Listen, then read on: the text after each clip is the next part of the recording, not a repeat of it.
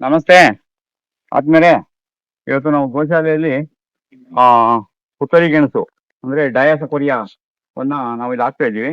ಅದರಲ್ಲೂ ಇಲ್ಲಿ ವಿಶೇಷವಾದ ಇದು ಗೆಣಸು, ಇದು ಡಯಾಸ ಕೊರಿಯಾದಲ್ಲಿ ಪರ್ಪಲ್ ಕಲರ್ ಅಂತ ಹೇಳ್ಬಿಟ್ಟು ಬಹಳ ಪವರ್ಫುಲ್ ಇದು. ಇದು ನೋಡಿ, ಇದೆಲ್ಲ ನೀವು ಕಟ್ ಮಾಡಿದ್ರೆ ಬೇರೆ ಇದರಲ್ಲಿ ನಿಮ್ಗೆ ವೈಟ್ ಕಾಣ್ತದೆ, ಇದು ನಿಮ್ಗೆ ಪರ್ಪಲ್ ಕಲರ್ ಬೀಟ್ರೂಟ್ ತರ ಇರ್ತದೆ.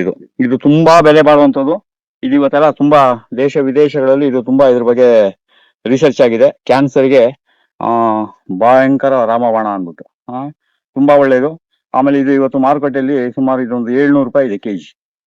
ಇವತ್ತು ನಾವು ಬೆಳೆಯೋದನ್ನ ಕಲಿಬೇಕು. ಕೆಲವರು ಹೇಳ್ತಾರೆ ನಡೆದಾ ಇದೀರಲ್ಲ ಮಾರ್ಕೆಟ್ ಅಲ್ಲಿ ಅಂತ. ಫಸ್ಟ್ ನಡೆದು ಕಲಿಬೇಕು, ಬೆಳೆಯೋದು ಕಲಿಬೇಕು, ಆಮೇಲೆ ಮಾರ್ಕೆಟಿಂಗ್. ನಾವು ಇದನ್ನ ಪ್ರತಿ ಸಲನೂ ಇದನ್ನ ನಾವು ಬಳಸ್ತೇವೆ. ವರ್ಷಕ್ಕೆ 1 ಸರಿ 2 ಸರಿ ಆದ್ರೂ ನೀವು ಬಳಸಿದ್ರೆ ಇದು ಬಾಡಿ ಒಳ್ಳೇದು. ನಾವು ಈ ರೀತಿ ಏನ್ ಮಾಡಿದೀವಿ ಅಂದ್ರೆ, ಇದನ್ನ ನೋಡಿ, ಈ ತರ ಕಲರ್ ಇದೆ. ಇದು ನೀವೆಲ್ಲರೂ ಕೆಲವು ನೋಡಿರ್ತೀರಿ. ನಾವು ಇದನ್ನ ಗೆಣಸಿನ ಮೇಳದಲ್ಲಿ ನಮ್ಮ ಕೃಷ್ಣ ಪ್ರಸಾದ್ ಅವರು ಗೆಣಸಿನ ಮೇಳ ಮಾಡ್ತಾರಲ್ಲ, ಆ ಗೆಣಸಿನ ಮೇಳದಲ್ಲಿ ನಾವು ಇದನ್ನ ಅವರು ಸೆಲೆಕ್ಷನ್ ಮಾಡಿ ನಮಗೊಂದು 5 kg ಕೊಟ್ಟಿದ್ರು. ಅದರಿಂದ ನಾವು ಈ ಸರಿ ಇಲ್ಲಿ ಇಷ್ಟು ಮಾಡ್ಕೊಂಡಿದ್ದೇವೆ. ಇಲ್ಲಿ ಏನ್ ಮಾಡ್ಬೇಕಂದ್ರೆ, ನೀವು ಒಂದು 4 ಅಡಿ ಅಂತರದಲ್ಲಿ ಬೆಡ್ ಮಾಡ್ಕೊಳ್ಬೇಕು. ಬೆಡ್ ಒಂದು 2-2.5 ಅಡಿ ಎತ್ತರ ಇರಬೇಕು. ಆ 2.5 ಅಡಿ ಎತ್ತರ ಇದ್ರೆ ಏನಾಗ್ತಂದ್ರೆ, ನಿಮಗೆ ಕೆಲಸ ಮಾಡೋದಕ್ಕೆ ಮೊದಲು ಆರಂಭ ಸ್ವಲ್ಪ ಕಷ್ಟ ಆಗ್ಬೋದಷ್ಟೇ. ಆಮೇಲೆ ಏನಾಗ್ತಂದ್ರೆ ನಿಮ್ಗೆ ಗೆಣಸು ಅಗಿಯಕ್ಕೆ ಬಹಳ ಈಸಿ ಆಗ್ತದೆ. ಇದು ತುಂಬಾ ಕೆಳಗಡೆ ಇದ್ರೆ ಏನಾಗ್ತದೆ, ಗೆಣಸು ಅಗಿಯೋದು ತುಂಬಾ ಕೆಲಸ ಆಗ್ತದೆ. ಅದಕ್ಕೆ ಬೆಡ್ ಮೇಲೆ ಇಟ್ಕೊಂಡ್ರೆ ನಮ್ಗೆ ಈಡಾಗೆ ಈಸಿ ಆಗ್ತದೆ. ಈ ರೀತಿ ನಾವು ಇಲ್ಲಿ ಈಗ ಹಾಕೊಂಡಿದ್ದೀವಿ. ಈಗ ಆಲ್ರೆಡಿ ಇದು ಏಪ್ರಿಲ್ ತಿಂಗಳಲ್ಲಿ ನಾವು ಹಾಕ್ಬಿಡ್ಬೇಕಾಗಿತ್ತು. ಏಪ್ರಿಲ್ ತಿಂಗಳಲ್ಲಿ ನೀವು ನಡುವೆ ಇರಿ, ಅದು ಮೊಳಕೆ ಬಂದ್ಬಿಡ್ತದೆ. ಈ ರೀತಿ ಅದು ಮೊಳಕೆ ಬಂದಿದೆ. ಅದನ್ನ ಹೀಗೆ ಬೆಡ್ ಮಾಡಿಕೊಂಡು ಮತ್ತೆ ಇದಕ್ಕೆ ಏನ್ ಮಾಡ್ತೀವಿ ಅಂದ್ರೆ, ಬಳ್ಳಿ ಹಬ್ಬಕ್ಕೆ ಬೇರೆ ಮರ ಸಪೋರ್ಟ್ ಇಲ್ದಿರೋದ್ರಿಂದ ನಾವು ಈ ರೀತಿ ಕಡ್ಡಿಯನ್ನು ಕಟ್ಟಿ ಅದಕ್ಕೆ ಹಗ್ಗವನ್ನು ಕಟ್ಟು ಈ ತರ ಇದು ಮಾಡ್ತೇವೆ. ಈ ರೀತಿ ಗೆಣಸು ಕೃಷಿ ಬಹಳ ಸುಲಭವಾದ ಕೃಷಿ. ಅದು ಒಮ್ಮೆ ನಮ್ಮಲ್ಲಿ ಆ ಬಿತ್ತನೆ ಬಂದ್ರೆ ಅದು ಪರ್ಮನೆಂಟ್ ಆಗಿ ಹೋಗೋದಿಲ್ಲ. ಅಂಥದ್ರಲ್ಲಿ ಈ ಡಯಾಸ ಕೊರಿಯಾ ಉತ್ತರಿ ಗೆಣಸು ಅಂತ ಹೇಳ್ತಾರೆ. ಇದು ಬಹಳ ಒಂದು ಅದ್ಭುತವಾದ ಗೆಣಸು.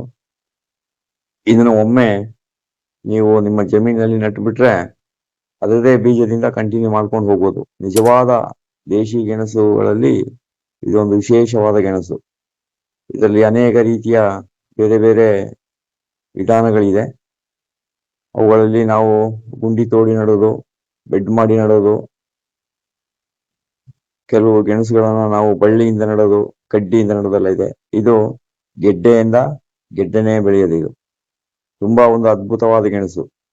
ಇದು ಒಂದ್ಸಲ ನೀವು ನಿಮ್ಮ ಜಮೀನಲ್ಲಿ ನಡಕ್ ಶುರು ಮಾಡ್ಬಿಟ್ರೆ ಅದು ಪ್ರತಿ ವರ್ಷ ನಿಮ್ಗೆ ಒಂದು 100 ಗ್ರಾಮ್ ಗೆಣಸು ಹಾಕಿದ್ರೆ ಒಂದು 4 kg-ಯಿಂದ 5 kg ವರೆಗೂ ಬರುತ್ತೆ. ಕೆಲವೊಮ್ಮೆ ನಮ್ಮ ಈ ಗೆಣಸು ಬಹಳ ಇತಿಹಾಸದ ಗೆಣಸು. ಇದು ಸುಮಾರು 1-2 ವರ್ಷದ ಹಿಂದೆ ನಮ್ಮ ಈ ಒಂದು ಬುಡದಿಂದ 136 kg ತೂಕ ಹೊಂದಿತ್ತು. ಅದು ಸ್ವಲ್ಪ ಕೆಳಗೆ ಗುಂಡಿಯಲ್ಲಿತ್ತು. ಅದನ್ನ ಅಗಿಬೇಕಾದ್ರೆ ತುಂಬಾ ಕೆಲಸ ಆಗ್ತದೆ. ಅದಕ್ಕೆ ನಾವು ಈ ಸರಿ ಬೆಡ್ ಮಾಡಿ ಹಾಕ್ತಾ ಇದ್ದೀವಿ. ಅನೇಕ ಕಡೆ ನಾವು ಇದನ್ನ ಬೆಡ್ ಮಾಡಿ ಹಾಕಿರೋದು. ಆದ್ರೆ ಈ ಸಾರಿ ಈ ಪರ್ಪಲ್ ಕಲರ್ದು ಗೆಣಸನ್ನೇ ನಾವು ಈ ಸರಿ ಇಲ್ಲಿ ಬೆಡ್ ಮಾಡಿ ಹಾಕಿದ್ದೇವೆ. ಇದು ನೀವು ಗೆಣಸನ್ನ ನಡಬೇಕು ಅಂತ ತಂದು ಇಟ್ಬಿಟ್ರೆ ನಿಮ್ಗೆ ಗೊತ್ತಿರೋದಿಲ್ಲ, ಅದು ಪಟ್ಟಂತ ಏಪ್ರಿಲ್ ಮೊದಲನೇ ವಾರದಲ್ಲೇ ಇದು ಮೊಳಕೆ ಬಂದ್ಬಿಡ್ತದೆ. ಇಟ್ಟ ಜಾಗದಲ್ಲೇ ಮೊಳಕೆ ಬಂದ್ಬಿಡ್ತದೆ. ಆದ್ರೆ ಬೇಸಿಗೆ ಕಾಲದಲ್ಲಿ ತುಂಬಾ ಶೆಕೆ ಆದಾಗ ಮಾರ್ಚ್ ತಿಂಗಳಲ್ಲಿ ಬರೋದು ಕೂಡ ಇದೆ. ಇದನ್ನ ಯಾವುದೇ ಒಂದು ಕಾರಣಕ್ಕೂ ನೀವೆಲ್ಲೂ ಕಳ್ಕೊಳ್ಬೇಡಿ. ಇದನ್ನ ನಿಮ್ ಜಮೀನಲ್ಲಿ ಹಾಕಿದ್ರೆ ನಿಮ್ಗೆ ಯಾವ ಟೈಮ್ನಲ್ಲೂ ಬೇಕಾದ್ರೂ ಒಂದು 10 ತಿಂಗಳಾದ್ಮೇಲೆ, ನಾವು ಏಪ್ರಿಲ್ ತಿಂಗಳಲ್ಲಿ ಹಾಕಿದ್ರೆ ಇದನ್ನ ಕೊನೆಗೆ ಡಿಸೆಂಬರ್ ತಿಂಗಳಲ್ಲಿ ನಾವು ಇದನ್ನ ಅಗಿಬೋದು. ಡಿಸೆಂಬರ್ ಜನವರಿಲೆಲ್ಲ ಅಗಿಬೋದು. ಆಮೇಲೆ ನೀವು ಜನವರಿಲಿ ಅಗಿಲಿಲ್ಲ ಅಂತ ಹೇಳಿದ್ರೆ ಅದನ್ನ ಏಪ್ರಿಲ್ ವರೆಗೂ ಅಲ್ಲಿ ನೀವು ಹಾಗೆ ನೆಲದಲ್ಲಿ ಬಿಟ್ಕೊಳ್ಬೋದು. ಪುನಃ ಅದು ಏಪ್ರಿಲ್ನಲ್ಲಿ ಅಲ್ಲಿ ಮೊಳಕೆ ಬರಕ್ಕೆ ಶುರು ಆಗ್ತದೆ. ತುಂಬಾ ಒಂದು ಅದ್ಭುತವಾದ ಗೆಣಸು. ಇದು ಪರ್ಪಲ್ ಕಲರ್ ಗೆಣಸು. ಸಹಜ ಸೀಡ್ಸ್ನ ಕೃಷ್ಣ ಪ್ರಸಾದ್ ಅವರು ನಮಗೆ ಇದು ಒಂದು 5-10 kg ಕಳೆದ ವರ್ಷ ಗೆಣಸಿನ ಮೇಳದಲ್ಲಿ ನಮಗೆ ವಿಶೇಷವಾಗಿ ಇದನ್ನ ಕೊಡಿಸಿದ್ರು.